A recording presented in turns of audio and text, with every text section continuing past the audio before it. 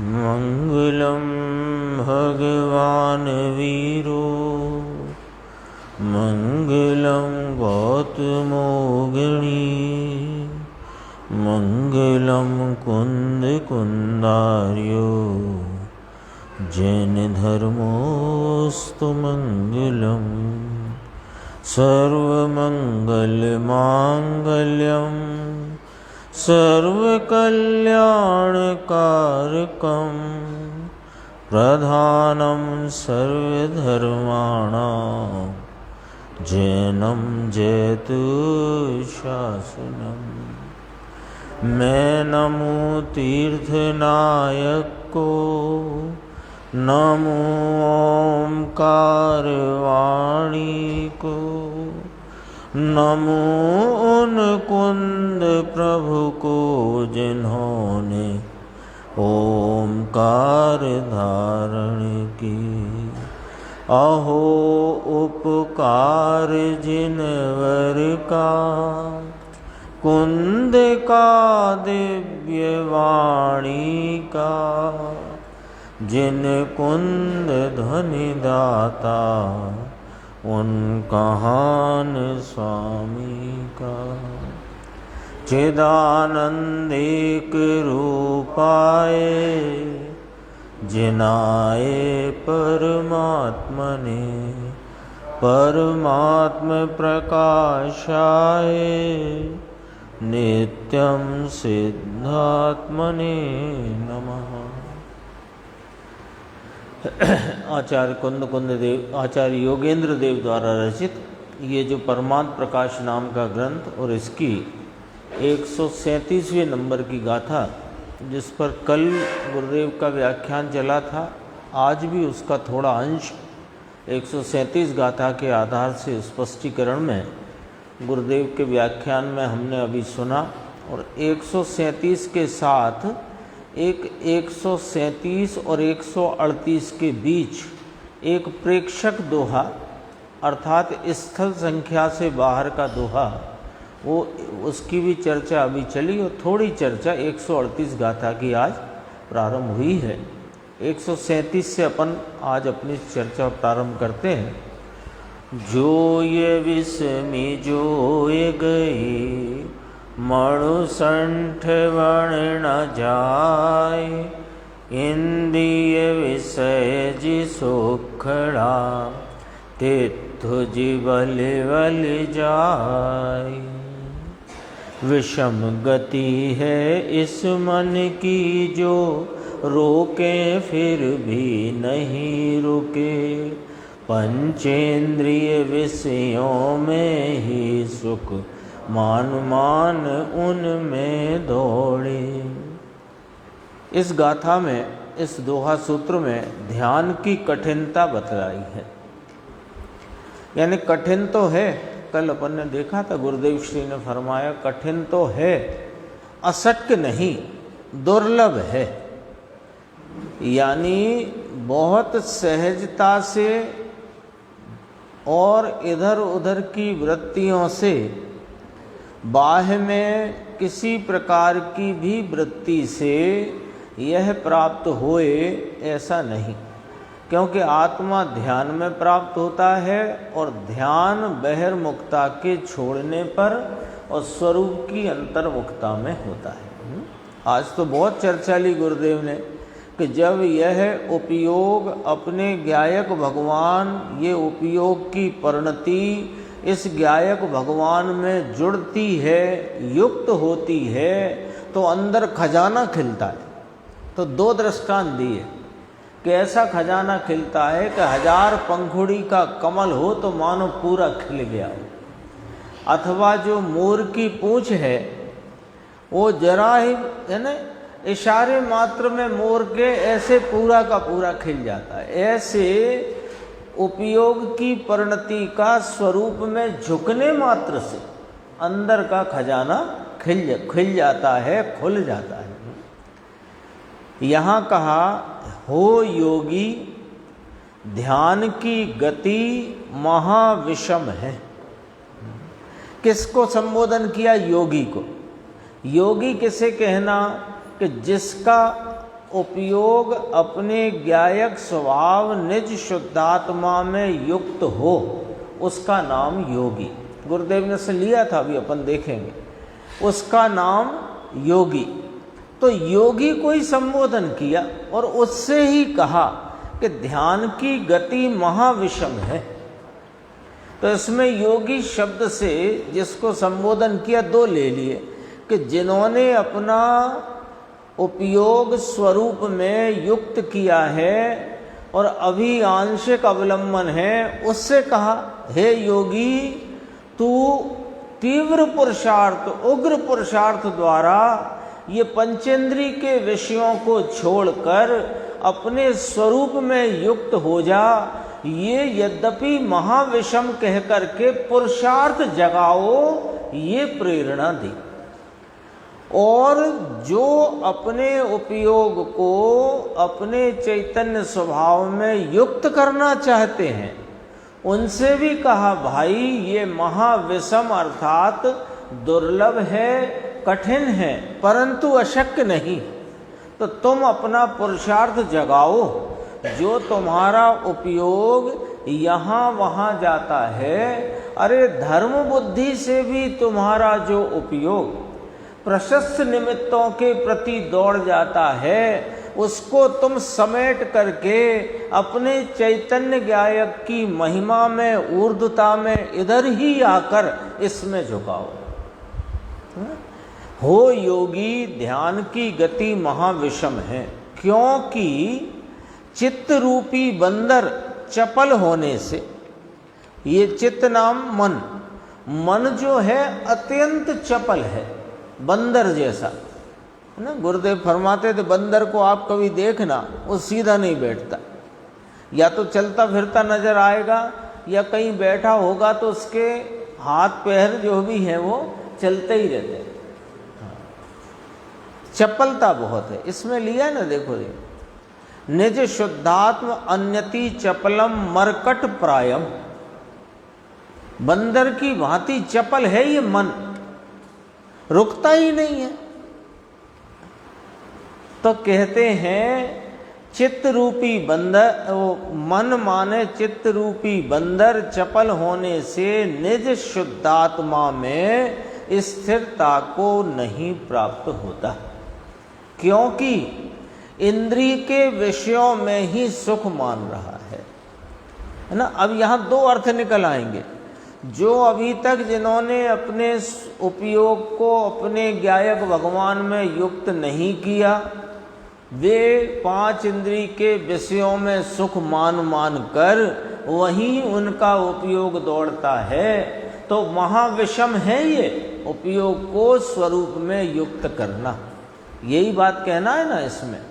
और जिनका उपयोग स्वरूप में युक्त होकर अपने चैतन्य परमात्मा की जिनको प्रतीति और भान हुआ है, और उनको अभी स्वरूप एकाग्रता के लिए कहा कि तुम अपने स्वरूप की स्थिरता एकाग्रता बढ़ाओ पुरुषार्थ पूर्वक, तो इसमें क्या अर्थ निकलेगा? इंद्रिय विषयेषु एव सुखानी, कि यहाँ वो मान थोड़ी रहा है इंद्रिय के विषयों में सुख, लेकिन जो आसक्ति है तेरी, अस्थिरता में जो आसक्ति का भाव है, उसमें जो तुम उधर दौड़ जाते हो, है ना। अब अपन यहाँ मुनिराज को रखें तो अपने को ये थोड़ा अटपटा लगेगा, तो उसको भी समझ लेते हैं कि इंद्रिय के विषयों की लिस्ट बड़ी है भाई साहब,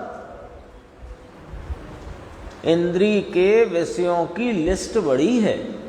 अकेले अप्रशस्त निमित्तों की तरफ दौड़ना ही इंद्रिय के विषयों की तरफ दौड़ना नहीं है, अथवा इंद्रिय के विषयों की सूची में अकेले अप्रशस्त अर्थात अशुभ अर्थात स्त्री पुत्र कुटुंब धंधा व्यापार ही नहीं आते, है ना। सिनेमा टीवी अखबार भोग आदि विषय ही नहीं आते, अपितु जिनेन्द्र परमात्मा उनकी वाणी उपदेश शास्त्र आदि ये भी इंद्रिय के विषय हैं। तो मुनिराज को कहते हैं तुम जो रागवश उधर को झुक जाते हो, इसलिए तुमको यहाँ एकाग्र होना तुम्हें जरा कठिन है, पुरुषार्थ की उग्रता चाहिए। अर्थ दोनों के लिए निकल के आता। इसलिए उन्हीं विषयों में फिर अर्थात बार बार जाता है। मुनिराज हैं, 6वें 7वें गुण स्थान में झूलते हैं, 7वें गुण स्थान में अपने शुद्ध उपयोग में ठहरते हैं, तो फिर वो वहाँ राग खड़ा हो जाता है। राग खड़ा हो जाता है तो वहाँ से चित्त हट जाता है। तो बार बार छठवा, यानी 1 सेकंड में अनेकों बार, 1 मिनट में अनेकों बार 6वां 7वां गुण। तो वो उनको यहाँ आचार्य योगेंद्र कहते हैं, हो योगी, ये स्वरूप की स्थिरता जरा दुर्लभ है, कठिन है, महाविषम, विषम माने कठिन, नीचे अर्थ लिया देखो, बार बार जाता है, भावार्थ में लिया है। बीत राग परम आनंद समरसी भाव रूप अतीन्द्रिय सुख से रहित जो यह संसारी जीव है। लो संसारी जीव की व्याख्या। संसारी जीव कैसे कहना, देखो अपन कहेंगे 4 गति में परिभ्रमण करता जीव संसारी है। मनुष्य आदि देह को में मनुष्य देव नरक त्रियंच आदि देह को प्राप्त करता जीव संसारी है ना।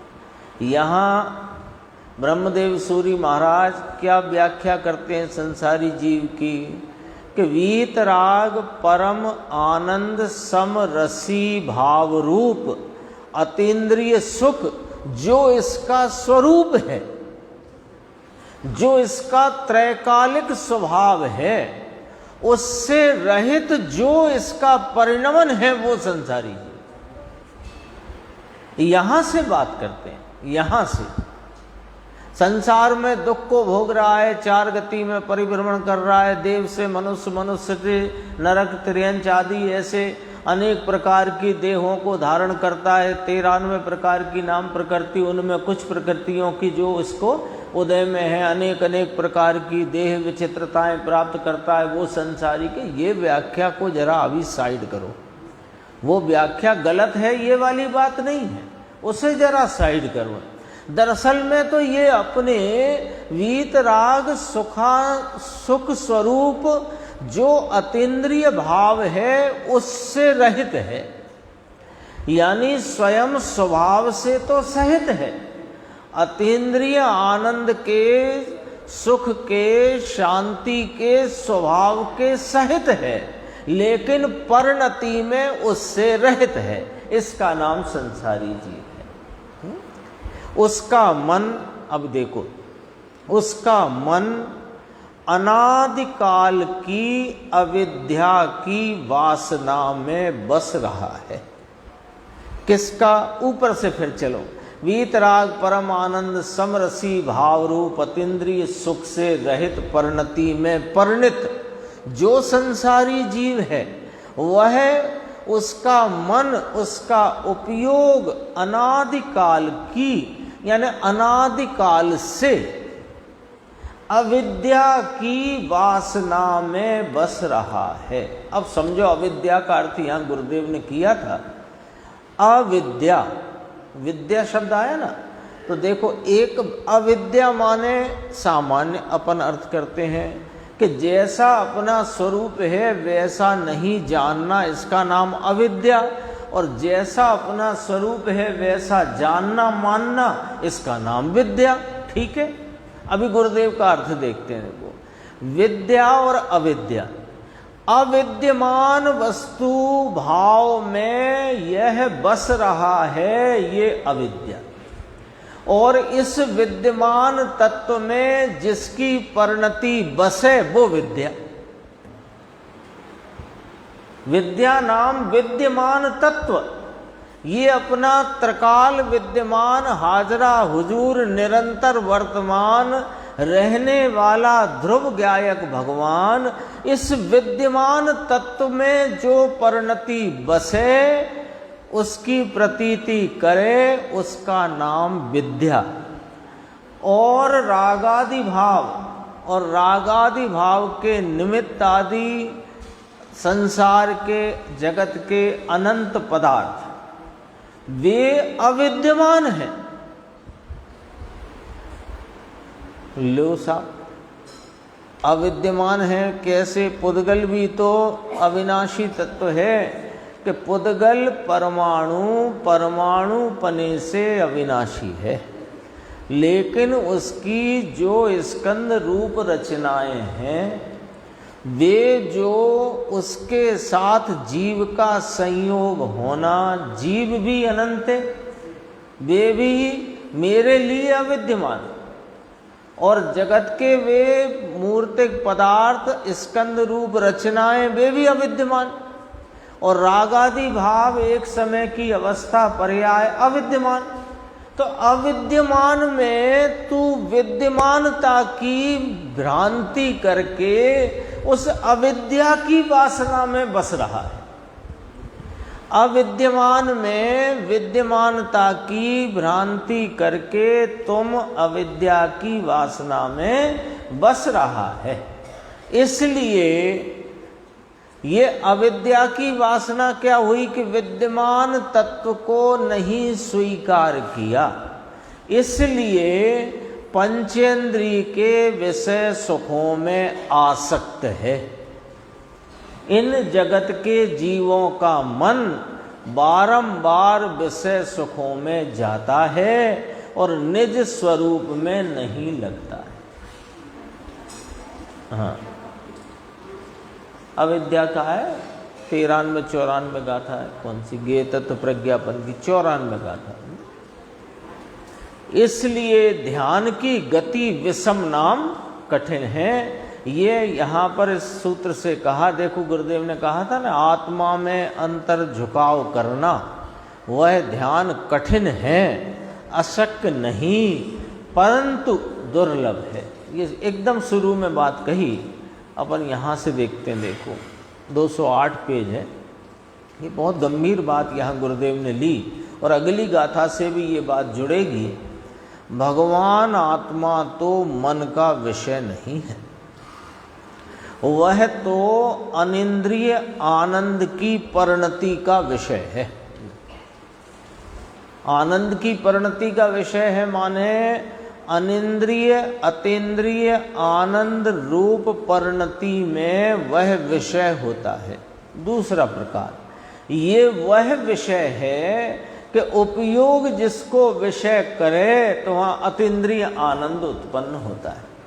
तो गुरुदेव ने फरमाया अतीन्द्रिय अनिंद्रिय आनंद की परिणति का विषय है, मन का विषय नहीं है। भगवान आत्मा मन और इंद्रियों से जाना नहीं जा सकता, क्योंकि वह उसका विषय नहीं है। जैसे कान से आप देख नहीं सकते, सामान्य दृष्टांत की बात है, कान से आप देख सकते हो क्या? आंख से सुन सकते हो क्या? नहीं ना। तो आंख से सुन नहीं सकते, कान से देख नहीं सकते, इसका मतलब क्या निकला कि जो मूर्तिक पदार्थ रूपी पदार्थों का रूप वो कान का विषय नहीं, और जो शब्द आदि भाव है न, शब्द आदि जो परिणमन है पुद्गल का, वो चक्षु का विषय नहीं। आ गई बात ख्याल में? दृष्टांत है। ऐसे ही यह चैतन्य परमात्मा निज ज्ञायक भगवान यह मन और इंद्रिय का विषय नहीं है। तो महाराज फिर ये कैसे जानने में आएगा कि ये उपयोग द्वारा सीधा जानने में आता है? ये शब्द गुरुदेव बहुत प्रयोग करते हैं, उपयोग द्वारा सीधा। सीधा का अर्थ क्या हुआ? बहुत गंभीर है। एक शब्द तो सीधा सरल है और इसका अर्थ गंभीर है। सीधा का अर्थ हुआ कि जिसमें नहीं कोई भी अवलंबन, सीधा, नहीं कोई अवलंबन, नहीं मन का अवलंबन, इंद्रिय का अवलंबन तो दूर रखो, मन का अवलंबन भी जिसमें नहीं, ऐसे उपयोग में वह ज्ञात होता है। छठवां बोल अलिंग ग्रहण का, यह आत्मा स्वभाव से प्रत्यक्ष ज्ञाता है, स्वभाव से अपने उपयोग के सीधा उपयोग जो चैतन्य परमात्मा को विषय करे उसमें ये ज्ञात होता है। तब यहाँ कहा अतीन्द्रिय आनंद की परिणति का विषय है। परिणति का विषय मानो उस परिणति में विषय रूप होकर के ज्ञात होता है। जैसे ही यह उपयोग मन इंद्रिय का आलम्बन छोड़कर अपने चैतन्य तत्व की सन्मुखता करे, उस सामान्य सदृश एक रूप ध्रुव ज्ञायक को विषय करे, तो जैसे ही विषय करता है तो वहाँ परिणति में अतीन्द्रिय आनंद का वेदन होता है। तो जो अतीन्द्रिय आनंद का वेदन है वहाँ श्रद्धा इस बात को स्वीकार करती, अहम करती, खड़ी होती है, यह मैं अखंड अभेद आत्मा हूँ। तो किसका विषय हुआ कि आनंद का विषय हुआ। ये अपेक्षा से बात है। अमृत स्वरूप भगवान आत्मा की ओर का झुकाव, ध्यान का विषय चैतन्य को बनाना। ध्यान विषय कुरु, 5 इंद्री के विषय की ओर जाते हुए मन को विमुख करो। अब कथन तो ऐसे ही आएगा, कथन ऐसे आता है। कथन कैसा आता है? कथन इस प्रकार आता है कि जहां जीव खड़ा है ना, वहां से हटने का कथन उपदेश आता है। तो वहां से हटने के, अपन ने कल ही बात की थी शायद या परसों की थी, कि बाहर खड़े व्यक्ति से ये कहा जाएगा कि बाहर मत खड़े रहो, तो उसका अर्थ क्या होता है? अंदर आ जाओ। अब जब वो अंदर आता है तो बाहर को साथ लेकर आता है कि बाहर को छोड़कर आता है? अच्छा, और बाहर का छूटने के लिए उसने क्या किया? बाहर का नाश किया कि अंदर आ गया सो बाहर छूट गया। ये सरल, सीधी सरल उस बात का अर्थ ये है, उस बात का अभिप्राय ये है कि तुम 5 इंद्रिय के विषय की ओर जाते हुए मन को विमुख करो, वहां की सन्मुखता छोड़ो। तो क्या करे? तो अब वो कल चर्चा हो चुकी है। तो ये क्या है कि आंख, कान, नाक, स्पर्श, रसना, ये सब के विषयों को छोड़ता है। समझना बात, ये कहाँ फंस जाता है। जब उपदेश में आया कि पंचेंद्रिय के विषयों की ओर से इस मन को, नाम उपयोग को विमुख करो, स्वरूप के सन्मुख करो, तो इसने क्या किया कि रसना के विषय छोड़ दो, चक्षु इंद्रिय के विषय घटाओ, कर्णेंद्रिय के विषय घटाओ, स्पर्शन के विषय घटाओ। अरे विषय घटाने से क्या होएगा? उपयोग तो तेरा वहीं जा रहा है, इस विषय को छोड़कर उस विषय पे चला गया। ये रीति नहीं है ना आचार्य परमात्माओं का, ज्ञानी धर्मात्माओं का। इस वाक्य के द्वारा ये तात्पर्य है ही नहीं। तात्पर्य ये है कि वहां से अपने उपयोग को विमुख करो, यानी कि चैतन्य की सन्मुखता करो। जैसे अभी कहा बाहर मत खड़े रहो, तो क्या करो? बाहर मत खड़े रहने के लिए बाहर से, बाहर के जो वातावरण है, बारिश हो रही है कि हवा चल रही है, उससे लड़ाई लड़ें? क्या करें बता दो? बाहर हवा चल रही है, बारिश हो रही है, तो उससे क्या करना है? उससे लड़ें कि तुम्हारे चक्कर में हम बाहर पड़े। अरे तुम उसके चक्कर में बाहर कहाँ पड़े हो? तुम अंदर नहीं आए हो इसलिए बाहर पड़े। तो ये जो 5 इंद्रियों के विषयों की तरफ जो तेरा उपयोग दौड़ रहा है, वो इसलिए नहीं दौड़ रहा कि विषय है, वो इसलिए दौड़ रहा है कि तूने इस अतीन्द्रिय चैतन्य भगवान को विषय नहीं किया। तुम तो अपने उपयोग को इस चैतन्य भगवान में जोड़ दो तो वो छूट जाएंगे। रास्ता ये है, तरकीब ये है। हम उल्टे दौड़ रहे। कल भी कितना आया था उल्टा और सुल्टा। भगवान तेरा अंदर आनंद कंद प्रभु, उसमें मन को यानी इस बंदर को वहां से मोड़कर इस ओर लो, है ना। बंदर कहा इसको, चपल है ना, नीचे देखना थोड़ा। ये गुरुदेव ने बहुत एक किसी ने चर्चा ली हो, पूछा था गुरुदेव से, तो उनको उस समय जो समझ में आया, याद आया, वो कहा। फिर बाद में उनने विचार किया तो ये थोड़ा ख्याल में आया, तो कहा सवेरे एक याद आया था बाद में व्याख्यान के बाद, कि कर्म का बंध मुझे है ऐसा जो संदेह वह मिथ्यात्व के कारण से है ना। ये संदेह शब्द से यहाँ क्या समझना है, सब वो जरा देखो। निशंकता आता ना, सम्यक दृष्टि को निशंकता होती है ना, तो कोई संदेह नहीं होता।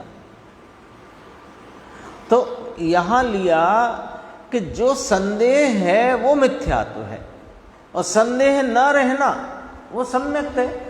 तो कर्म का बंध मुझे है ऐसा जो संदेह वह मिथ्यात्व के कारण से है, ये सुबह गुरुदेव ने फरमाया होगा व्याख्यान के बाद, ठीक, व्याख्यान में। अब आगे क्या कहते हैं वो तो सुनो, कि ये तो ठीक, इससे आगे जरा गया, है ना। गुरुदेव के चित्त में बाद में वह बात ख्याल में आई, तो कहा इससे आगे जरा गया कि राग का संबंध और कर्म का संबंध मुझे है, ये मिथ्यात्व का भाव। पॉइंट पकड़ में आया क्या गुरुदेव ने बारीकी से बात की, कि मुझे कर्म का बंध है, मेरी परिणति में जो राग उत्पन्न हो रहा है, मेरी परिणति में जो मलिन भाव राग देश के उत्पन्न हो रहे हैं, ऐसा मिथ्यात्व के कारण है। ये आगम की व्याख्या है, ये आगम की व्याख्या है ना। देखो, इस जीव की परिणति में रागादि परिणाम उत्पन्न हो रहे हैं, तो कहा वो रागादि की उत्पत्ति और उनके निमित्त से बंधता हुआ कर्म, और ये कर्म में हूँ ऐसी भ्रांति, वो मिथ्यात्व के कारण है। ये आगम की व्याख्या हुई। अब जरा थोड़ी व्याख्या में और अंदर आते हैं कि ये जो मुझे राग का संबंध है और मुझे कर्म का संबंध है, भाई यही मिथ्यात्व है। ये क्या कहना चाहते हैं, देखो थोड़ा सरल करते हैं अपन उस भाव को, कि हमको जो लगता है कि मैंने कर्म बांधे हैं, जो मैंने कर्म बांधे हैं वे मेरे कर्म मुझे दुख देते हैं, ये मान्यता मिथ्यात्व है। लो, आगम तो ऐसे ही फरमाता है कि आगम तेरी संसार अवस्था में जो भ्रांति और तेरी बहिर्मुखता से उत्पन्न होते रागादि परिणति के विकारी और मलिन भाव हैं, उनका बोध कराता है कर्म के निमित्त की तरफ से। बात आई ख्याल में। आगम क्या करता है कि तुम भैया शुद्धात्म स्वरूप वस्तु हो, तुम पवित्र परिपूर्ण चैतन्य पदार्थ हो, तो तुम्हारी परिणति में जो अनादिकाल से जो रागादि मलिनता और उसमें तुम्हारी एकत्व रूप जो भ्रांति है वो चली आई है, तो उस मिथ्यात्व रूप भ्रांति और रागादि रूप मलिनता जो तुझे संसार में चली आई है, उसको ज्ञात कराते हैं कर्म के संबंध रूप निमित्त के द्वारा। लेकिन वे कर्म मैंने बांधे हैं भैया, वे मेरे कर्म हैं, वे मुझे दुख देंगे, अथवा जब उनका समय आएगा तो सुख देंगे, ये तेरी मान्यता ही मिथ्यात्व है। दूसरी बात, एक तो कर्म के संबंध की बात करी, राग का संबंध है ना, राग का संबंध, ये जो परिणति में होता हुआ शुभ अशुभ राग है, इसमें ये राग लाभदायक है और ये राग नुकसानदायक है, ये मान्यता राग का संबंध मुझे है इस बात को बताती है, और ये मान्यता मिथ्यात्व का भाव है। अभी और आगे बात आएगी। तो आगे जाकर नौ कर्म का संबंध है, देखो 209 पेज पे, पर द्रव्य जो है पर आत्मा, ये नौ कर्म की लिस्ट, नौ कर्म है ना, भाव कर्म, रागादि परिणाम, उनके निमित्त से जो एक क्षेत्र अवगाह रूप से रहे हुए पुद्गल द्रव्य कर्म, और पुद्गल द्रव्य कर्म के निमित्त से बने हुए ये शरीर से लेकर के अनेक प्रकार के संयोग, स्त्री पुत्र धन जमीन जायदाद जो कुछ भी, वो सब नौ कर्म, ठीक है। पर द्रव्य जो है पर आत्मा पर शरीर, वह नौ कर्म है, उसका मुझे संबंध है, यह मिथ्यात्व भाव है। सब आ गया इसमें, अपना ये शरीर आ गया, अपना शरीर कहने में आता है ना, और कहा तो पर द्रव्य नौ कर्म रूप है, पर ये जो शरीर है वो आ गया, पर आत्माएं, पर उनके शरीर, और जगत के जितने भी धन धान्य आदि पदार्थ नोट पैसा है वो सब नौ कर्म है, और उसका मुझे संबंध है, ये मेरा है, ये मेरा नहीं है, इसका नाम मिथ्यात्व भाव है। इतनी मिथ्यात्व भाव की रोज एक व्याख्या आती है ना, अलग अलग एंगल से, अलग अलग कोणों से बात आती है। राग में एकत्व करना मिथ्यात्व, उसी का यहाँ पर इस प्रकार कहा कि राग का और कर्म का और नौ कर्म का मुझे संबंध है, ये मिथ्यात्व भाव है। क्यों? क्योंकि तुम भाव कर्म द्रव्य कर्म नौ कर्म से रहित शुद्धात्म तत्व परिपूर्ण तत्व हो। आगे चलते हैं 210 पेज पे देखो।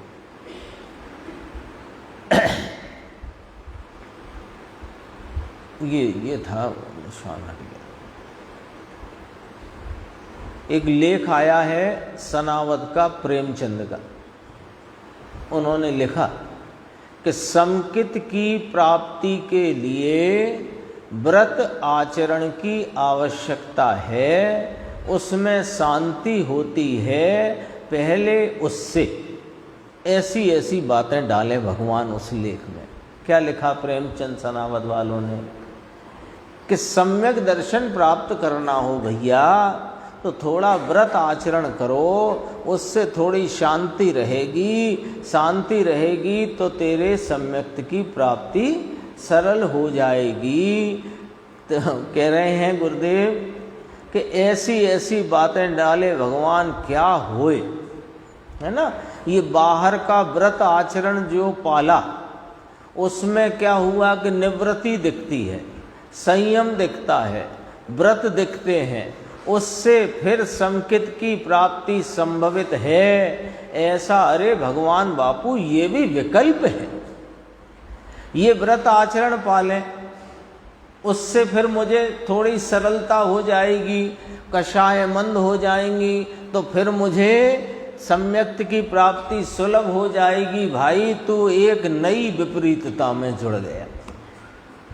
नई विपरीतता, नई तो क्या कहें, पर ये जो चर्चा के हिसाब से नई कहने में आए है, तो इसको अनादि से यही गड़बड़ी राग में एकत्व की। तो कहा कि अभी जो इस प्रकार का उपदेश चले उसमें इसका मन लग जाता है। क्यों? क्योंकि आत्म तत्व का निर्णय इसे कठिन लगता है, और उपयोग को मैं अपने स्वरूप में कैसे जोड़ूं, इस मन के बंदर को मैं कैसे रोकूं, ये कठिन लगता है। तो ये कार्य सरल दिखता है। क्यों? कि देखो इसमें दो फायदे हैं। एक तो कोई निर्णय विर्णय करने का बोझा नहीं माथे, दूसरे उपयोग की एकाग्रता का कोई यहाँ पर पॉइंट ही नहीं है। अब कुछ करना है तो करने के दो फायदे हैं कि करते जाना आसान है निर्णय आदि की अपेक्षा, और इसमें फिर दिखता भी है, निवृत्ति दिखती है, बाहर में जरा दिखाई पड़ता है, बस यहीं इसकी आकर के मौत हो जाती है। बाहर दिखता है ना, और दिखता है तो लोग कहते हैं वाह भाई वाह, तो अब ये उसमें उलझ जाता है और अपना जो समकित प्राप्ति का यानी स्वरूप के आलम्बन का, स्वरूप के आश्रय का जो इसका प्रयोजन था वो पता नहीं कहाँ गुम हो जाता है। ऐसा ही होता है। मोक्ष तत्व का स्वरूप ही नहीं जानता है ना। वो मोक्ष शब्द तो शास्त्रों से सुन करके कि अरे महावीर भगवान मोक्ष गए, आदिनाथ भगवान मोक्ष गए, अनंत सिद्ध हुए, फिर भेद विज्ञानता सिद्धा सिद्धा ये किलकेचन, भेद विज्ञान करना है, पर भेद विज्ञान के लिए निर्णय करना है, यहाँ ठस, यहाँ ठप हो जाती है गाड़ी इसकी। भाई तत्व निर्णय करना अब क्यों कहें कठिन है, पर कठिन तो नहीं कह सकते, लेकिन बहुत उसमें रुचि मांगता है, बहुत गहरी रुचि चाहिए उसके लिए, है ना। एकदम चित्त में बहुत चलते रहना चाहिए, क्योंकि कोई भी चीज चित्त में तब चलती है जब उसकी रुचि उग्र होती है। महिमा चाहिए ना, तो महिमा नहीं आई है, इसे राग आदि की महिमा है धर्म के नाम पर, तो इसे इस चैतन्य भगवान की महिमा नहीं आती। महिमा आए तो रुचि प्रगाढ़ हो, और रुचि हो तो इसका तत्व निर्णय के प्रति स्वतः वहां पर इसका विचार चलता है। जो सुने, जहां सुने, यहां सुने, वहां सुने, जो पढ़ने में आए तो इसका वहीं जाता है। तो वो थोड़ा दुष्कर कार्य तो है, किस अपेक्षा से कि ये जो बाहर की दौड़ दाड़ है उसकी अपेक्षा थोड़ा अलग प्रकार का है, थोड़ा बौद्धिक विलास का कार्य है, इसलिए इसे कठिन लगता है। अरे भगवान बापू, यह भी विकल्प है, ये वाला व्रत, ये वाला आचरण, इस प्रकार की कषाएं, मंद कषाएं, इस प्रकार की वृत्ति, ये विकल्प है, ये मन का बंदर विकल्प में चला गया है। 213 पेज पे देखो विषय।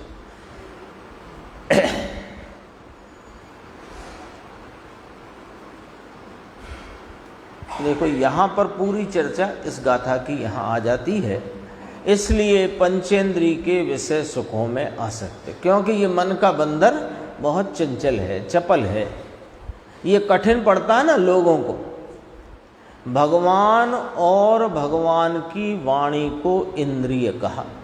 अब जरा यहाँ से मिलाओ, पंचेंद्रियों के विषय सुखों में आसक्त है। अब उसकी व्याख्या है।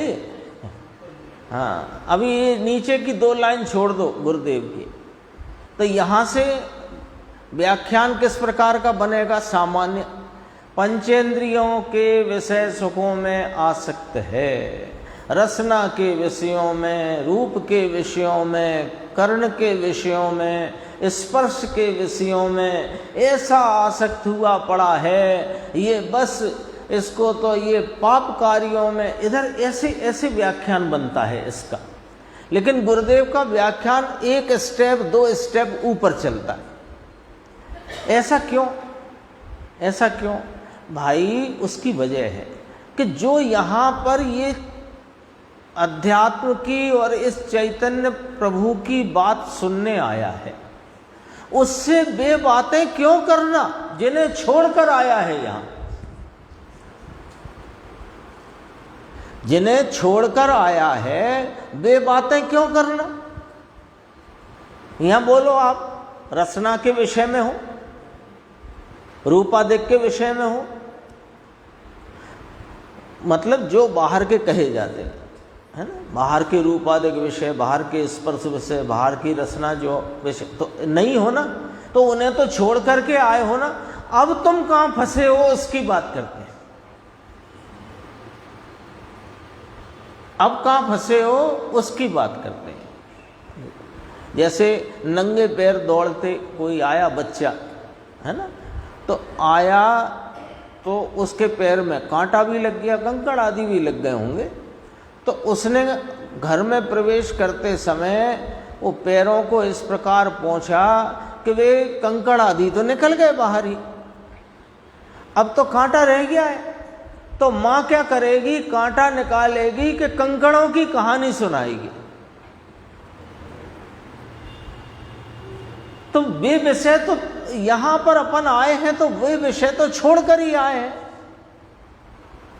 अब तुम किस विषय में उलझ रहे हो, वो चर्चा गुरुदेव यहां लेते हैं। देखो, पंचेंद्रियों के विषय सुखों में आसक्त है, भगवान और भगवान की वाणी को इंद्रिय कहा है। अब ये यहां फंस रहा है, ऊपर आए पंचेंद्रिय के विषय सुखों में आसक्त है, ये विषय सुख है इसका। भगवान की प्रतिमा के बीतरागी रूप को निहारना इसका विषय सुख है। भगवान की वाणी उपदेश सुनना ये विषय सुख है, इसमें ये आसक्त है। वहां से छूटे तो यह चैतन्य परमात्मा जो अनिंद्रिय आनंद की परिणति में विषय होता है, सबसे पहले जो बात आई थी, उसको प्राप्त हो। देखो गुरुदेव स्वयं कहते हैं, समय सार 31वीं गाथा में ये बात कही गई है। कल ही परसों ही शायद अपन ने इस बात को लिया था, 31वीं गाथा की चर्चा। देखो, इंद्रिय का विषय है तो उसे इंद्रिय कहा, इसे कठोर पड़ता है। भगवान को तो मत कहो, कम से कम भगवान की वाणी को तो मत कहो। अरे क्यों ना कहें, तुम तो खुद न्याय से नक्की करो ना। ये वीतरागी रूप तुमने निहारा है, तो इस वीतरागी रूप का जैसा स्वरूप है वैसा तुम्हारे ज्ञान पर्याय में ज्ञात हुआ। उसमें तुम्हारे को इंद्रिय के आलम्बन बिना ज्ञात हुआ है कि इंद्रिय के आलम्बन से ज्ञात हुआ? नहीं साहब, हम तो आंख बंद भी करते हैं तो भी हमें वीतरागी छवि दिखती है, तो वहां मन का अवलंबन है भाई साहब।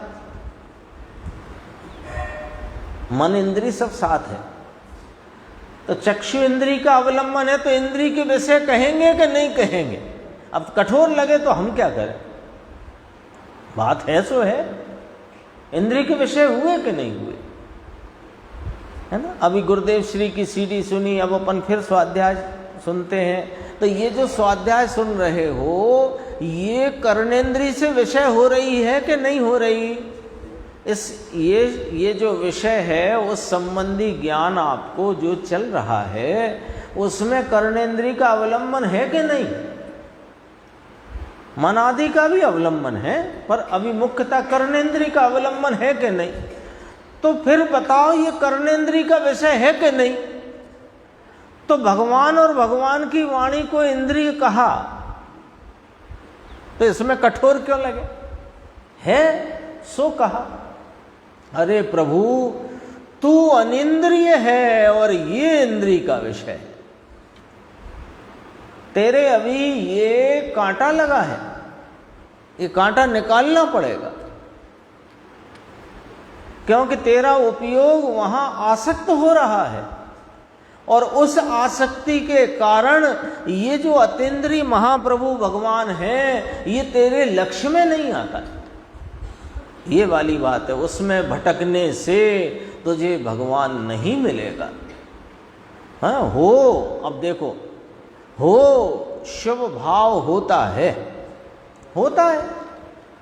उस जाति का परिणाम कि जिन भगवंतों की करुणा कृपा से हमको यह अनादि संसार में से भटकन में से निकलने का मार्ग मिला है, उनके प्रति सहज ही भक्ति का भाव, शुभ भाव होता है, आता है। और जिनके स्वरूप की प्रकटता अपनी परिणति में है, उनको भी जब तक पूर्ण वीतरागता ना आए पुरुषार्थ से पूर्ण वीतरागता प्रकट ना हो तब तक ज्ञाता दृष्टा रह करके भी, यानी अपने स्वरूप की आराधना करते हुए भी शुभ भाव, दया, पूजा, भक्ति का आए तो सही, आवे तो खरा, गुरुदेव की भाषा, आवे तो खरा, आए तो सही, समझ में आया। परंतु वह पर सन्मुख के झुकाव वाला भाव है भाई, वह तो बंध का कारण है, धर्म नहीं, धर्म का कारण नहीं। अब लोगों को कठोर पड़ता है, क्या होए। यहां तक बात आई है, देखो अंकुर, ख्याल में आई बात कितनी गंभीर है। देखो हम व्यापार, धंधा, खाना पीना, जो पंचेंद्री के विषय मोटे रूप से कहे जाते हैं, उन्हें छोड़ करके धर्म बुद्धि से यहाँ धर्म के निमित्त कहे जाने वाले, होने वाले ऐसे वीतरागी भगवंत और उनकी वाणी उसके संयोग सानिध्य में आए हैं। तो कहा आए हो तो यहाँ तुम्हें यह सुनने मिलेगा, इस बात का यहाँ ज्ञान बोध कराया जाएगा कि ये सब में रुकने से तुझे आत्मा नहीं मिलेगा। आए तो हो यहीं, और ऐसा भाव भी आता है लेकिन क्या, बंध का कारण, धर्म नहीं, धर्म का कारण नहीं। एक ये अंत में इस गाथा की चर्चा आई थी, इस गाथा की व्याख्या के अंत में ये सबका प्रश्न हो सकता है, वस्तु मौजूद है तो भी इसे रुचती नहीं। वस्तु मौजूद है, हाजिर है, अभी अपन ने कहा था विद्यमान है, विद्यमान है, विद्यमान हाजिर मौजूद है, फिर इसे रुचती नहीं, रुचती नहीं तभी तो इसकी तरफ इसका उपयोग, यानी अभी तो ये निर्णय के लिए भी कतराता है,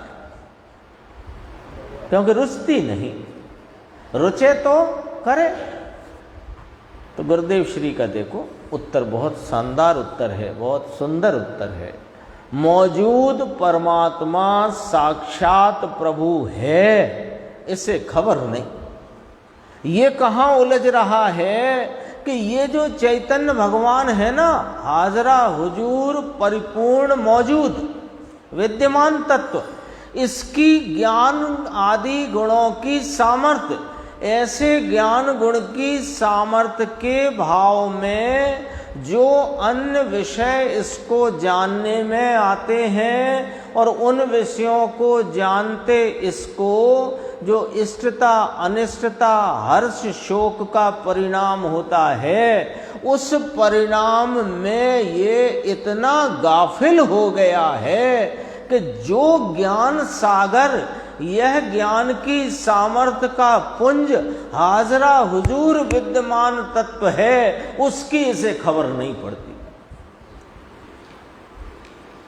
कल एक व्याख्यान सुनते थे तो वो बहुत पुरानी बात है, पुणे से वो विषय उसका याद में आया है ना, वो कौन से धर्मदास जी छुल्लक है ना, तो उनके संदर्भ से वो बात है।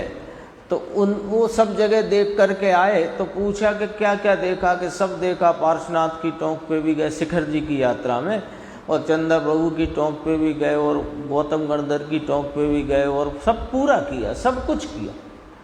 लेकिन तो उन्होंने कहा अच्छा बहुत देखा, कि हाँ बहुत देखा, बहुत जाना। तो कहा जानने वाले को जाना के नहीं जाना, तो जानने वाले को नहीं जाना तो कुछ ना जाना, ऐसी बात है। देखो मौजूद परमात्मा साक्षात प्रभु है, इसे खबर नहीं।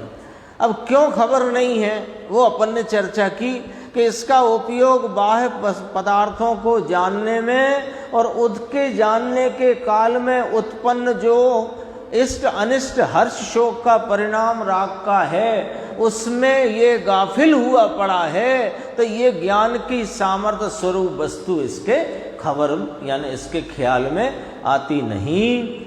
सकल व्यक्त नहीं आया था, सकल व्यक्त है ये चैतन्य परमात्मा। जैसे 49 गाथा में अव्यक्त कहा, समय सारजी परमागम की 49वीं गाथा की टीका में अव्यक्त के 6 बोल आए ना, तो उसमें इस चैतन्य परमात्मा हाजरा हुजूर त्रिकाली ज्ञायक को अव्यक्त कहा, जबकि ये सकल व्यक्त है। सकल माने अपने अनंत गुणों की परिपूर्णता से यह प्रकट वस्तु तत्व है। सकल व्यक्त नहीं आया था, पर्याय की अपेक्षा से उसे अव्यक्त कहते हैं, परंतु वस्तु की अपेक्षा से व्यक्त मौजूद चीज अतीन्द्रिय आनंद का रस कंद प्रभु नित्यानंद ध्रुवानंद अचलानंद अनंतानंद भगवान हाजरा हुजूर प्रगट है, सकल प्रगट है। दिखता तो नहीं, देखता नहीं ना। इसकी चर्चा आप ख्याल करोगे तो 28 तारीख से अपन ने प्रारंभ की थी, 28-29 को, 28 जुलाई 29 जुलाई स्वपर प्रकाशक स्वभाव की चर्चा 17-18 गाथा से ली थी। तो उसमें आया था ना, पर्याय प्रति पर्याय में चैतन्य परमात्मा अपने सामान्य स्वरूपता, ध्रुव स्वरूपता, एक रूपता, सदरसता से विराजमान है, विद्यमान है, प्रवर्तमान है।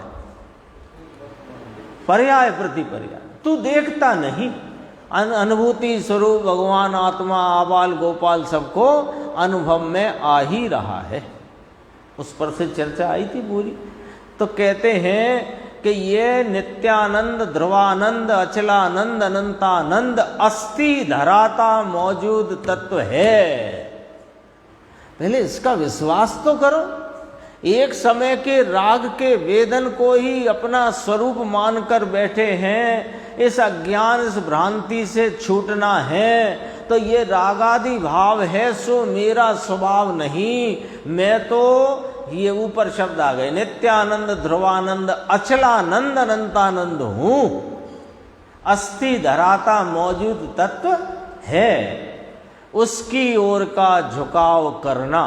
अब देखो ये गुरुदेव की बात इतनी सटीक और बिल्कुल इतनी व्यवस्थित कथनी है। देखो, उसकी ओर का झुकाव करना कैसे करें? अंदर में सुख बुद्धि होकर।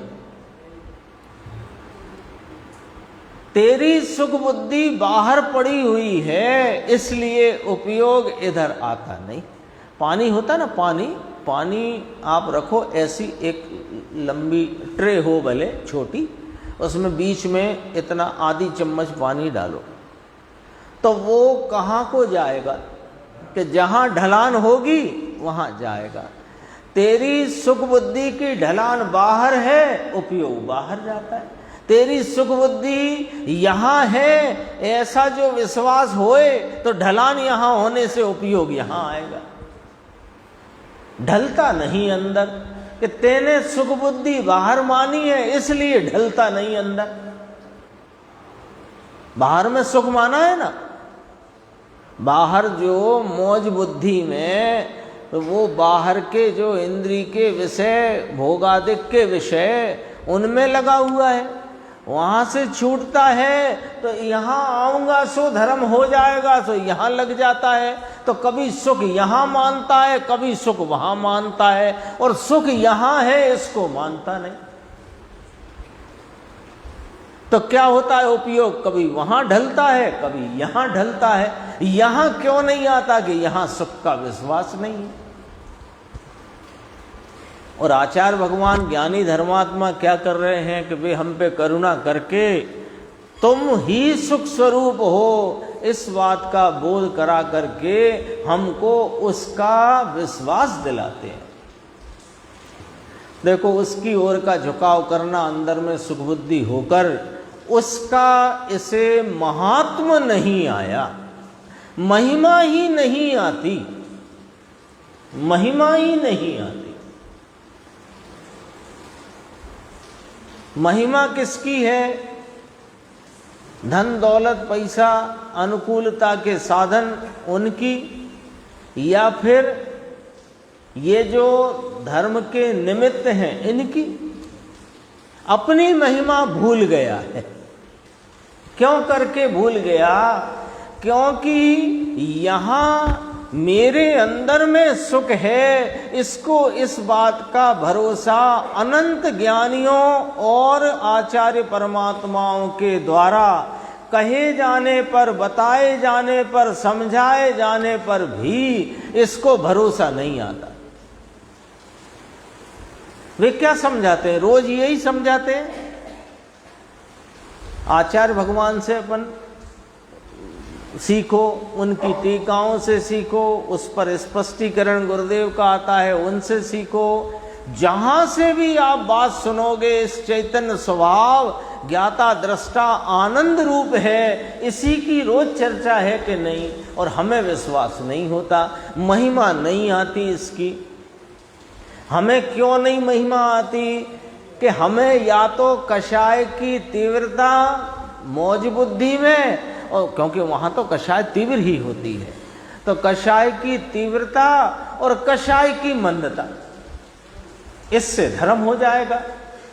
ये दो चीजों में पड़ा हुआ है तो महिमा उसकी चल रही है,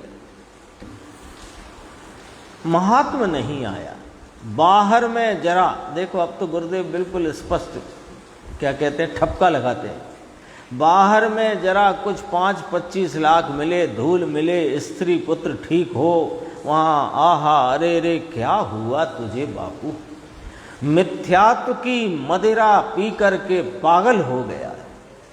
ये मिथ्यात्व चले आता है इसको, यानी पर द्रव्यों से लाभ और पर द्रव्यों के प्रति वर्तने वाले राग से लाभ मानने का नशा चढ़ा है, है ना। मोह महामद पियो अनादि भूल आपको भरमतवाद, स्वयं नशे में गाफिल है ना। घर में धन धान्य भरा पड़ा हो, उधर तो उसका विश्वास करे नहीं, और गली गली में भिखारी बना फिरे, तो क्या नाम, नित्यानंद ध्रुवानंद के मूर्खानंद।